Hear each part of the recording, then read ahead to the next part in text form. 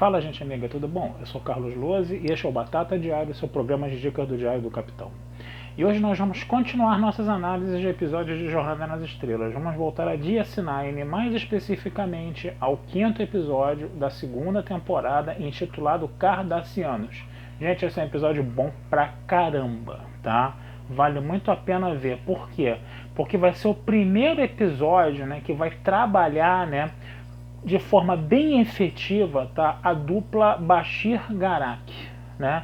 Uma dupla que daria muito caldo, né, nessa série ao longo das temporadas, tá? A gente teve um episódio pregresso lá que eles começam a ter um relacionamento, mas ainda não é o foco principal do episódio, tá? Mas nesse episódio Cardassianos, finalmente a gente vai ter ali o Bashir e o Garak trabalhando juntos, né? Como fazendo um binômio, uma dobradinha muito boa, né, desses dois personagens, né? Uma coisa que engrandeceu demais, né, o personagem do Bashir, né? E que trouxe, né, uma coisa que seria uma marca na série, né, que são os diálogos altamente bem construídos e altamente cínicos, né, dessa série. A gente vai chegar uma hora, né, que DS9 inclusive vai chegar um momento em que todos os personagens vão ser altamente cínicos, né? E aí não vai ser os personagens que vão ser cínicos, vão ser os roteiristas, né, que vão ser cínicos ali, né? Ficou até um negócio um pouco forçado. Mas o cinismo ainda assim é uma grande característica, né, de DS9, né? E um elemento muito marcante nos diálogos de DS9, né, no caso, né? E a gente começa a ver isso sendo muito trabalhado justamente nesse 5º episódio da 2ª temporada, né? Trabalhado de uma forma bem refinada mesmo, né? Porque ele já estava sendo de uma certa forma previamente trabalhado, tá? Mas vamos falar um pouquinho dessa história. Tá lá o Bashir e o Garak lá tomando, né, umas bebidinhas lá, batendo um papo, né? Aí de repente aparece um senhor bajoriano com um rapaz cardassiano com um brinquinho, né, dos bajorianos na orelha, né? E aquilo ficou muito estranho, né? E o nosso Garak, coitado, como único cardassiano da estação, né? Ele é um cara que, quando ele vê um cardassiano, ele quer puxar um papo, né? Que ele vê o cara da espécie dele, coisa e tal, né?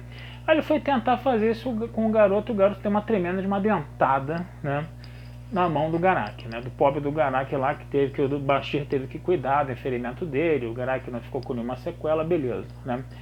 Mas, né, essa situação, né, o Bashir ele vai comunicar essa situação pro Sisko, né? E aí a Kira fala, isso aí deve ser aqueles órfãos cardassianos, né? Porque quando teve a evacuação, né, dos cardassianos, né, vários órfãos ficaram em Bajor, né? Quando teve a evacuação de Bajor, que os cardassianos fizeram de Bajor, né, várias crianças cardassianas órfãs ficaram e não foram levadas, né? E aí coube aos bajorianos ter que cuidar, né, dessas crianças, né? E aí rolava boatos de que essas crianças cardassianas eram muito maltratadas pelos bajorianos, etc, etc, né? Mas a gente percebe, né, que o rapaz, né, que mordeu a mão do Garak lá, o que se chama Rugal, né, ele tinha um ódio incontido pelos cardassianos, porque ele foi criado por bajorianos, né? Ele disse que os pais bajorianos dele tratavam ele muito bem, que eles seguiam a linha dos profetas, coisa e tal, né? E que o nosso Rugal ele ficava muito revoltado, né, com os cardassianos, porque ele aprendeu na escola, numa escola bajoriana, que os cardassianos haviam dizimado, né, 10 milhões de bajorianos no caso, tá? Então ele não queria, né, ele não queria saber de cardassiano na frente, né? Só que o que acontece? Com esses boatos, né, de que os bajorianos maltratavam esses órfãos cardassianos, o Sisko teve que manter ele sob custódia e separar ele do pai bajoriano, né? O que já começou a ser um problema. Para piorar a situação, né, o nosso querido, né, muitos fãs gostam dele, o nosso querido Gul Dukat, ele vai se meter lá no meio também, né? E o Gul Dukat, ele começa a posar de bom samaritano, né? Ele já estava sabendo de todo o caso, né, de que o Garak tinha sido mordido, né? Ele ficou sabendo antes do Sisko, com o Sisko estando na estação, só para vocês terem uma ideia, né? E aí o nosso Gul Dukat, ele falou que queria reparar essa grande mácula no Império Cardassiano, que são os órfãos bajorianos. Ele queria fazer de tudo para pegar esse órfão bajoriano, esse Rugal, e levar para Cardassia, né? E o garoto não queria saber de Cardassiano nem pintado de ouro na frente, né? Então você vai ter esses problemas, né? O Sisko ele se compromete a fazer investigações, entender o que está acontecendo, coisa e tal, né? E aí ele vai, inclusive, entregar uma amostra do DNA do Rugal para o Gul Dukat, e o Gul Dukat vai perceber, né, com esse teste de DNA, que o nosso Rugal ele era filho de um político civil cardassiano muito influente chamado Padar, né? E aí o grande detalhe nessa situação era o seguinte, né? Quando houve a evacuação, quem era, né, o chefe, o diretor da estação de Terok-Nor? Era o Gul Dukat. É nesse episódio que a gente fica sabendo que a estação, né, antigamente era cardassiana, né? Ela tinha o nome de Terok-Nor, né? E ela era administrada, dirigida pelo Gul Dukat. E foi o Gul Dukat que acabou fazendo a evacuação, né, dos cardassianos de Bajor. E aí fica a grande pergunta: por que o Gul Dukat, né? Por que o Gul Dukat deixou os órfãos para trás, né? Aí o Gul Dukat disse que ele estava só seguindo ordens e que quem estava organizando realmente essa evacuação eram os civis, né? Os políticos civis, né, cardassianos, né? Então você está vendo que é um episódio que está mais uma vez aí trabalhando o quê? As questões de ordem política, né? De uma forma muito bem trabalhada, de uma forma muito bem amarrada, né? E aí o que vai acontecer, né? Quando houve a evacuação de Bajor, né, feita pelos cardassianos, né, o Gul Dukat obviamente ia perder, né, o poder dele de ser, vamos dizer assim, o comandante da estação, né, o diretor, o comandante da estação de Terok-Nor, né? E que isso tinha sido feito, entendeu, pelos, né, políticos civis cardassianos. Então o Padar, né, que é o pai do Rugal, o pai biológico do Rugal, né, ele era um político cardassiano que acabou tirando o poder, né, do Gul Dukat, né, e os dois eram, né, dois inimigos políticos que não se beijavam, não se bicavam, né. E aí o que o Gul Dukat, para sacanear, vai fazer? O Gul Dukat vai pegar o Rugal, né, vai entregar para uma militar cardassiana que era da estação, que era subordinada dele. Essa militar cardassiana vai levar o Rugal para Bajor, né? E vai entregar o Rugal como órfão. Para quê? Para anos depois, né, nesse escândalo aí dos órfãos cardassianos, né, o Dukat pegar o Rugal, né, como o órfão cardassiano, né, levar para Cardassia, e ele ia espalhar para meio mundo, né, que o Rugal era filho do Padar, né, e isso ia ferrar politicamente o Padar, né. Então, quer dizer, existia toda essa conspiração do Gul Dukat, né, por trás dessa questão. O episódio ele começa como se fosse uma questão pessoal, né, uma disputa, né, entre o Padar, né, que é o pai biológico de Rugal, e o pai bajoriano, né, de Rugal, né, pelo Rugal, né, o Rugal que não gostava de cardassianos, né, e quem ia arbitrar toda essa discussão seria uma figura neutra, que seria o Sisko, né, no caso, né, mesmo que o Sisko tivesse ligações com os bajorianos, o Padar concordou que o Sisko fosse o árbitro dessa discussão, dessa audiência. Por quê? Porque o Sisko era pai também, aí veio aquela conversa meio mole lá para convencer que o Sisko fosse o árbitro, né? Mas o que vai acontecer?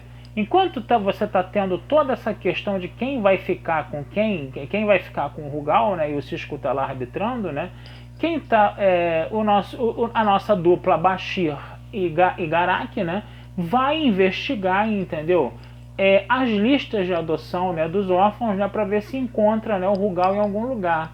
E aí eles perceberam que não encontraram o Rugal em lugar nenhum. Então eles vão justamente, né, ir na diretora do centro de adoção, que tudo isso o nosso Garak já sabia. O Garak sabia mexer no computador, sabia quem era a diretora do centro de adoção.